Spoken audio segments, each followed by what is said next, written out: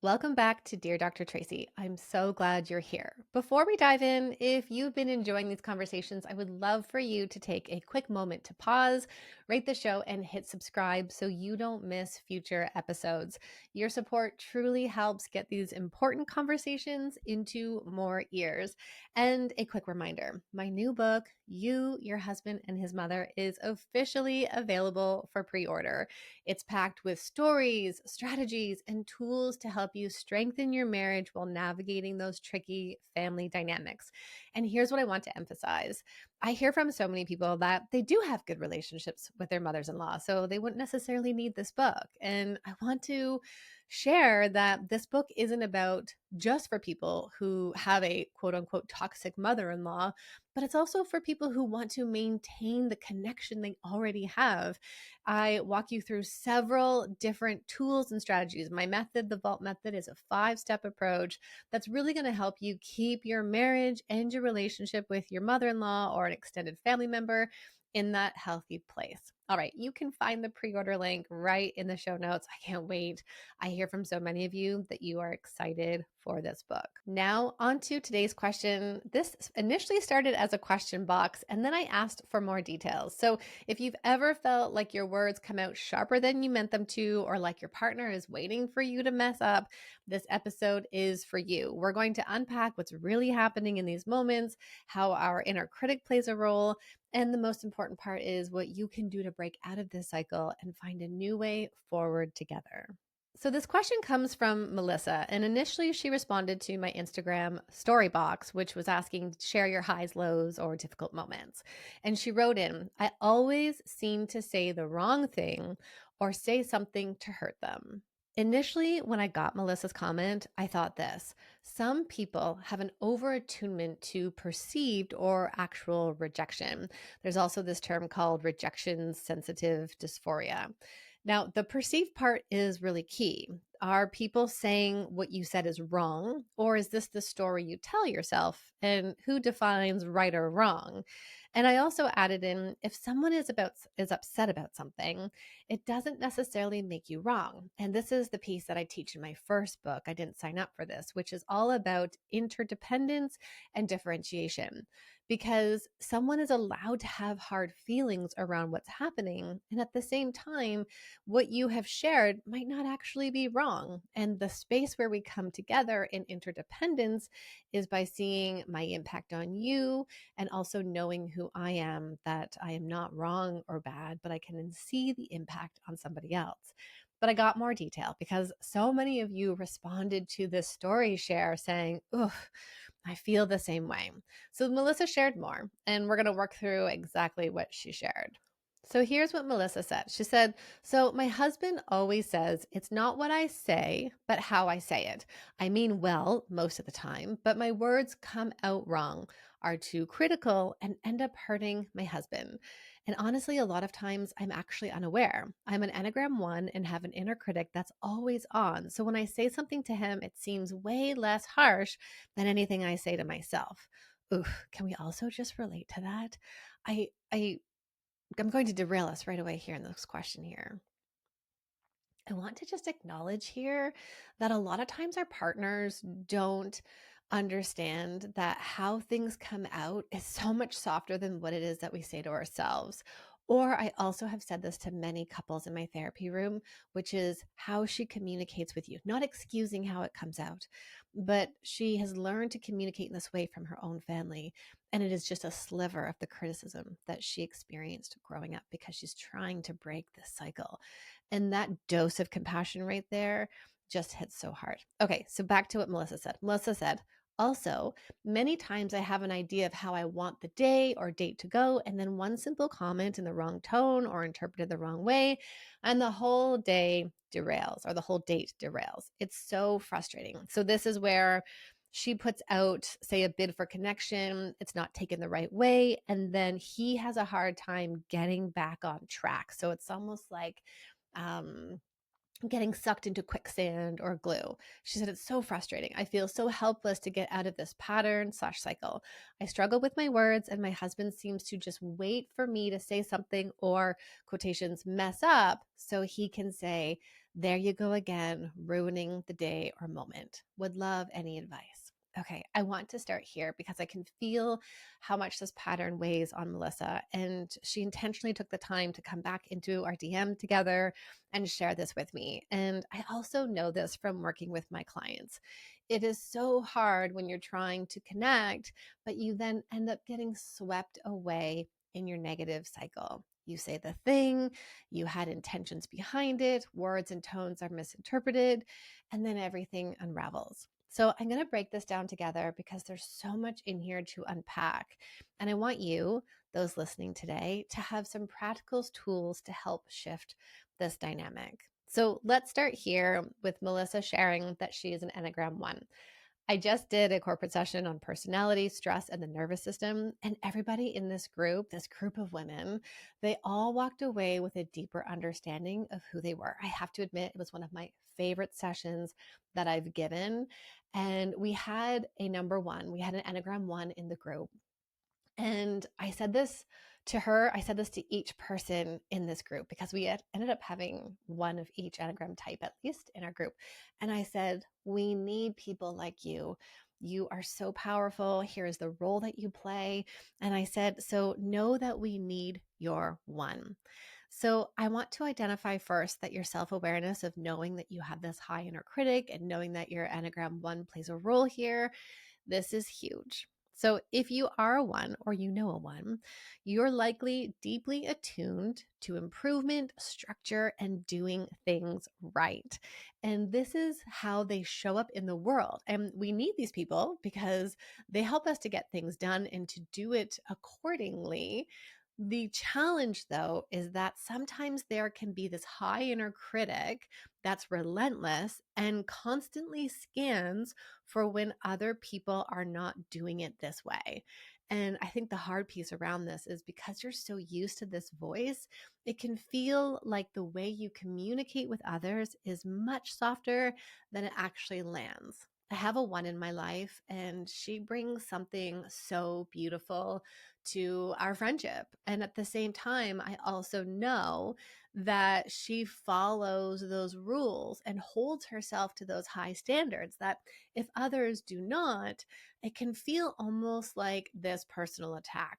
So I think something for us to recognize is that self and other perspective, because your husband doesn't hear the inner critic that you're having with yourself. He doesn't hear those micro moments in your mind where you're making this decision about how something should go and you follow the rules and he doesn't. He only hears the words and the tone that you use with him. And when those feel maybe even slightly critical, even unintentionally, it can trigger feelings of inadequacy and defensiveness in him. And that right there is exactly where the cycle begins. I think this self awareness piece is something so powerful that you can take to your partner. Because remember, the more we understand each other, the more compassion and empathy we can offer the other person. I also love the idea that so many people, so there's a few concepts here. Dr. Stan Tatkin in Wired for Love talks about the couple bubble. I know Alyssa Blask Campbell talks about creating these connections in family. Dana Abraham talks about the roadmap of each family member. So when we begin to understand who each person is in the family, we can then start to hold in mind what's the best way to communicate with them. So if we know, for example, that you tend to have this tone or the critical sense comes in it, then your husband, this is a requirement of him, which is difficult because we can't control him. Hopefully you can listen to this episode together and talk about the ideas, but he can practice then. And this is the work I do with couples. I always do the both end, is that it's like I can hold in mind and remember that my wife is not trying to come at me, that this is who she is, this is how she comes forward the first time. And if I meet her with softness, then we can change the whole course of this cycle. I'll talk about the cycle again, but I just wanted to pause here. And also then as you, as the Enneagram 1, you can then start shifting how you communicate with him and say, love, I know that there are these times where I come in with this harshness and it's not always that way. Can I try to do this again? And or maybe even then, if we are thinking of the other person, holding them in our mind, then one of you can say, is this your number one coming out right now? Like something that's humorous, that is playful. As one client recently described it, there's these moments where we can disarm each other in sessions rather than choosing to escalate.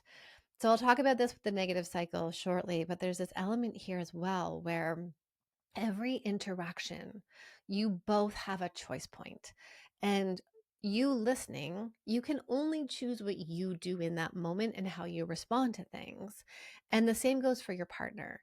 And both partners have this choice. Am I going to meet you in this emotional road right here where I can feel your emotions and I think you're having these big emotions?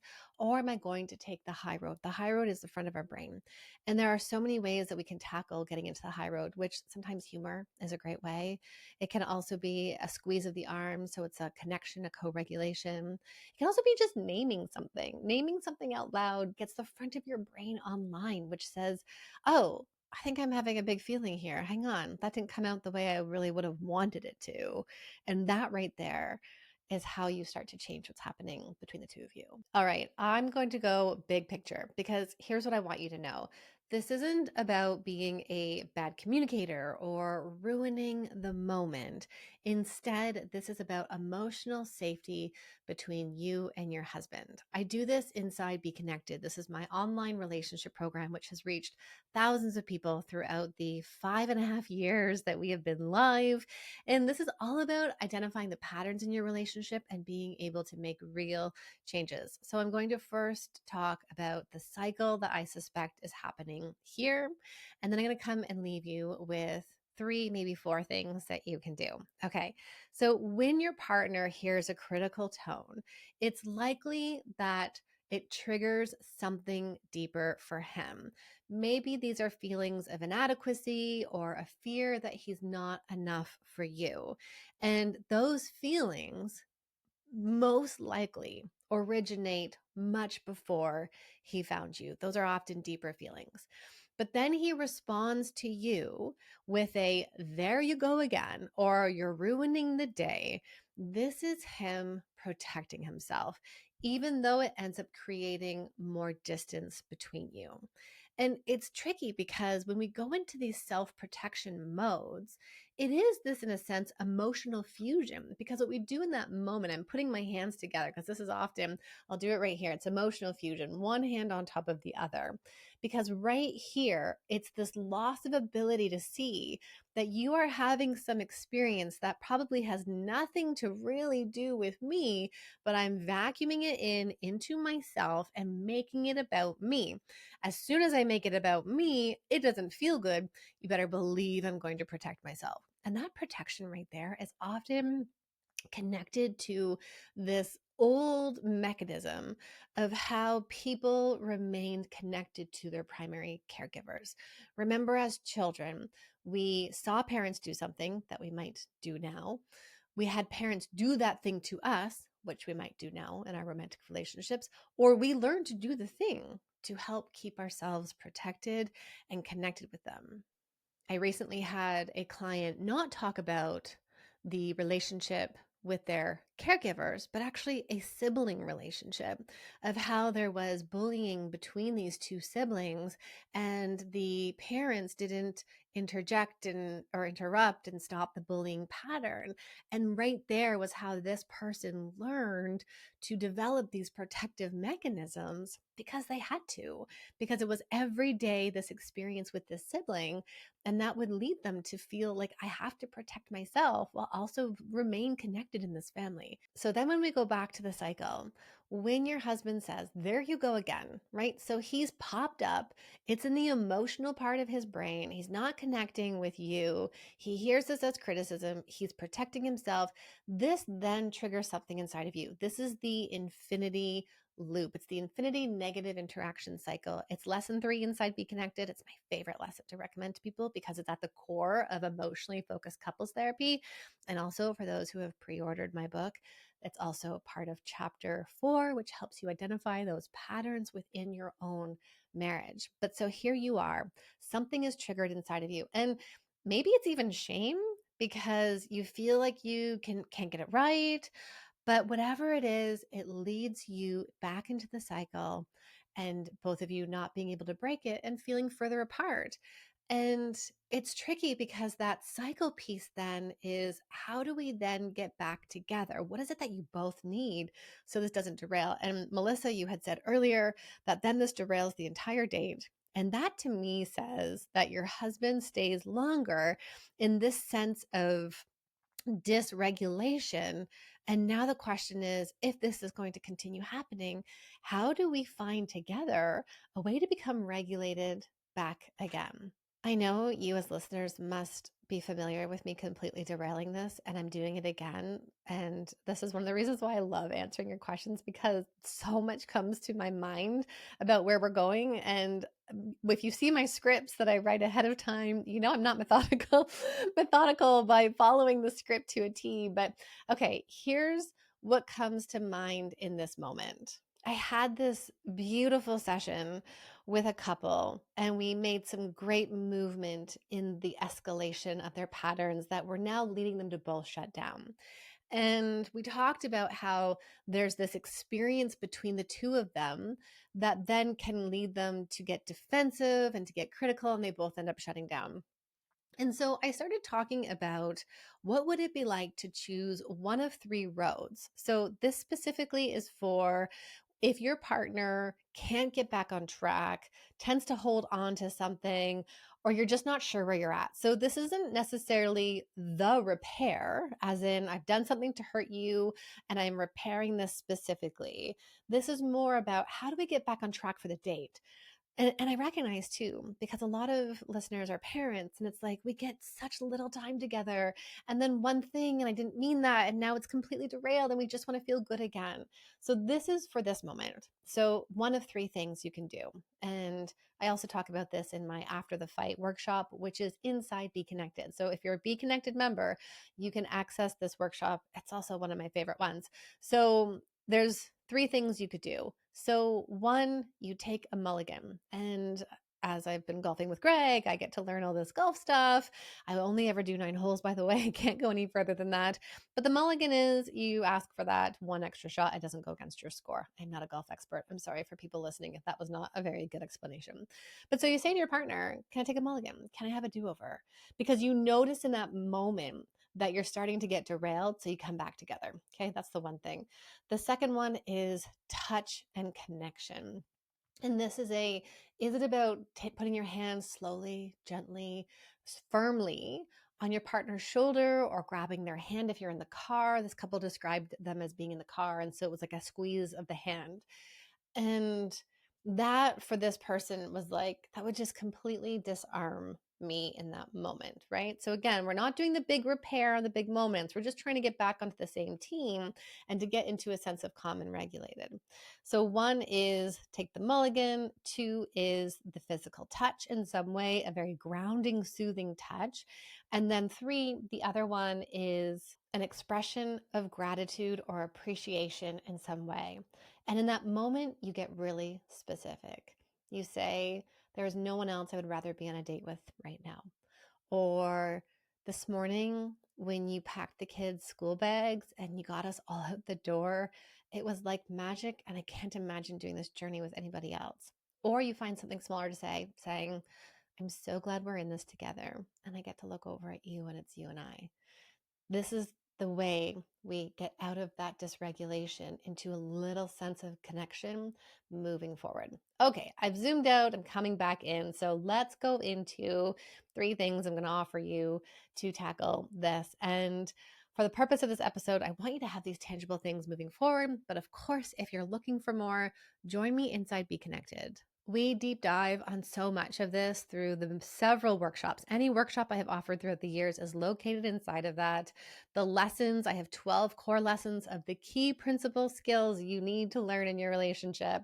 plus several other library videos and guides that are going to support you through the way. And if you haven't looked at it recently, I also released Dr. Tracy AI.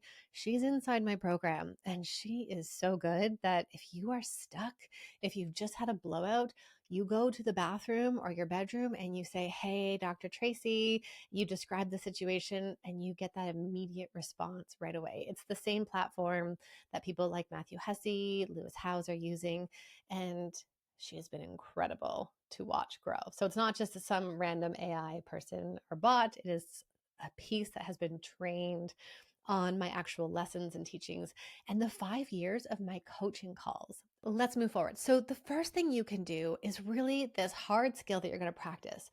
It is around pausing and reflecting before speaking. And because you are a number one, or maybe because of many other parts of you, like maybe you're an external processor, I'm an external processor and I can process really quickly and it comes out so fast. And boy, do I know how to flood Greg with all of my words. So, here's the thing, your inner critic is quick and it's easy for words to come out before you've had a chance to check in with yourself. Here's one of the most powerful relational skills, and I want to emphasize this. It is a skill because it's hard, because you're having to overwrite what your amygdala does in that moment, which is more of the knee-jerk reaction. It's more about safety. It's more something's happening for you inside. So you have to practice pausing before you speak, especially when you feel that urge to correct or to comment, and ask yourself these questions. What's my intention here? How might this land for him? Is this something I need to say, or can I let this go? And sometimes it's also about, is it something I need to say in this moment, or can I make a note and come back to it later? And then asking yourself, how can I say it in a way that allows me to consider how he experiences me in the world? And then also, how can I name the process and the need first before sharing the thing? This is all about slowing it down so that you can practice responding with intention rather than that knee-jerk reaction. Okay, number two, name the cycle together. I've dabbled in calling out the cycle already, but let's do this specifically here. So you are stuck in that negative cycle. You say something that feels critical to him, he reacts with defensiveness and blame, and then you both feel disconnected. The important thing I say to all of my couples, it's not you, it's not him, it's the pattern, that's the problem. And I love being able to say this to couples so that you can say, we're on the same team and it's the cycle that is keeping us apart. So while this doesn't problem solve all the things, naming this is a really powerful strategy. And it's what I want you to practice first to help you get out of the mud so then you can then start to problem solve. So here's a moment, sit down with your partner in a calm moment and say something like this. Hey, love, I've noticed we get stuck in this pattern where I say something and it feels critical to you, and then we both end up feeling hurt. I don't want us to keep getting stuck here. I would like for us to start recognizing that this is a cycle we get into and find a way for us to call quits on the cycle before it takes over. Naming that cycle is what's going to help you get it outside of you so you can start feeling more like a team. And as I mentioned before, this is also one of those moments where we want to hold in mind, who is this other person? We operate and experience the world differently. It doesn't make either one of you wrong. And I want to emphasize this point here. Imagine you go to him and say, you're wrong. You're receiving this as criticism. You're wrong. This is you. This is all about you. It's the same thing, just done differently. And that's not what we're doing, because the goal here is not to find who is right or wrong.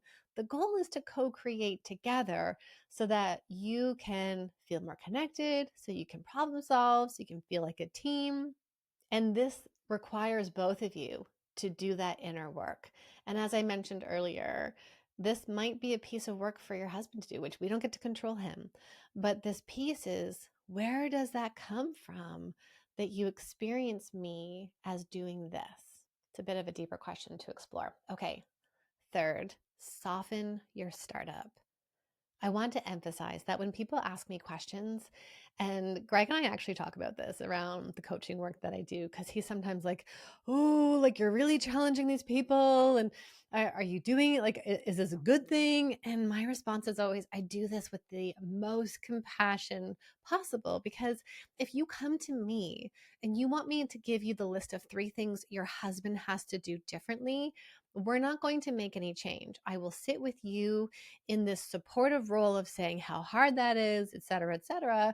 But when you send me a question, you're essentially asking me, how can I do this differently? And that right there gives you so much agency and control and choice when we stop focusing on the other person to change, but instead asking ourselves, what can I do differently here? And this is where number 3 really steps in here, because this is you softening your startup. Oh, this one is hard for me. I'm just going to confess that one to you as well, because when I have the thoughts and I know where I'm going, I just want it out there so that they understand. And as we know, research shows, this is great research from the Gottmans, that the way you start a conversation is going to predict how it will go. So if you start with criticisms or frustrations, it's going to escalate. And if we don't share our inner feelings and needs, which is what I teach you how to do and be connected, then you're still going to get stuck in placing the blame on the other person. So the goal here is a softer tone. You're focusing inwards on yourself rather than on the other person. So here's an example. Instead of, you never help with the kids, you've heard me use this example before. Try, I'm feeling really overwhelmed and could use some extra support. Could you do this at bedtime with me tonight?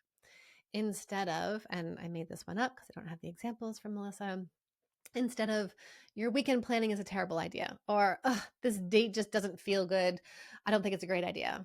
Try, I'm reflecting on this weekend's plans and I want to talk about how it's landing for me.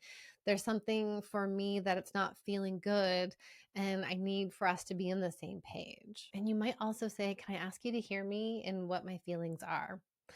All right. I misspoke at the beginning when I said there were 3 pieces. I actually have a 4th piece, and this is really about you and your partner doing this together. And this is around the most generous interpretation, because here's what we know. And Dr. Becky Kennedy, in her book, Good Inside, she talks so well about, she calls it the MGI, the most generous interpretation. And so here's the piece. Our brains are designed to scan for negative. This is adaptive. It's a safety mechanism. We're going to see the negative before we see the good. And I also talk about this in terms of the cognitive bias, the confirmation bias. Our brains do this to help us stay safe. And so then the challenge in long-term romantic relationships is that we're going to see something as negative first, rather than seeing the positive intention behind it.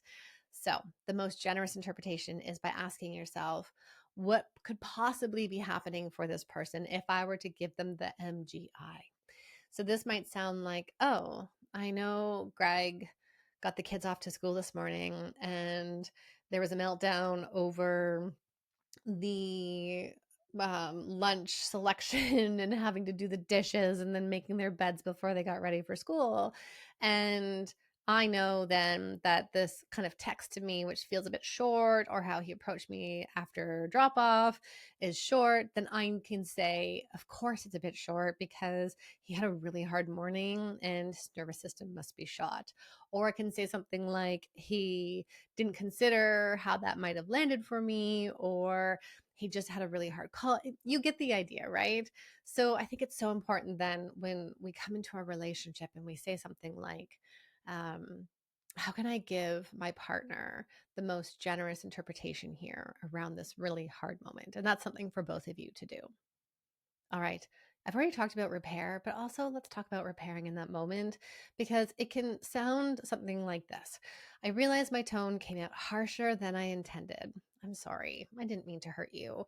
And what I say to my couples is, repairing quickly prevents those small moments from snowballing into bigger conflicts. Those small moments feel like paper cuts. But the expression death by a thousand paper cuts just resonates deeply. It's something I often say to couples I'm working with is yes, this is such a small moment, but it feels like death by a thousand paper cuts. And so repairing those moments and repairing it quickly is so powerful. I had a couple recently come in and be feeling really good, and I asked them what they had done, and they talked about this kind of sticky moment they had the night before and how he repaired really quickly. And he said, I'm sorry, that came out wrong. And it just diffused things completely. It's that disarming. I love that imagery of disarming something. All right. Last, I want to touch on the frustration you feel when a single comment derails the day. And I think this is so common in our relationships. I think it's often because we don't know how to bounce back, or we have a history of experiences that our brain is filtering through, and we have to regulate through that and be willing to say, I can make choices that are in line with my values rather than dwelling on this because my ego needs to be right, right? Like that's the self protective mechanism that we really have to walk through. So I want to emphasize it's so common in relationships, and it happens when we are holding on to unspoken expectations. So if you have a vision for a day or a date or the weekend, get ahead of it with your husband so that you're both on the same page. So, for example, you might say, I'm really looking forward to our date this weekend. I'd love for us to focus on having fun and connection. How does that sound for you? And the way my body would love to do that this weekend is by going for the walk to our favorite restaurant. That's what I had expressed to Greg recently. But you can do something along that lines of here's what would fill my bucket. Now, what's going to fill your bucket? Because once we share those intentions, we can both feel more aligned, and it reduces the chances for miscommunication. All right, I want to end here.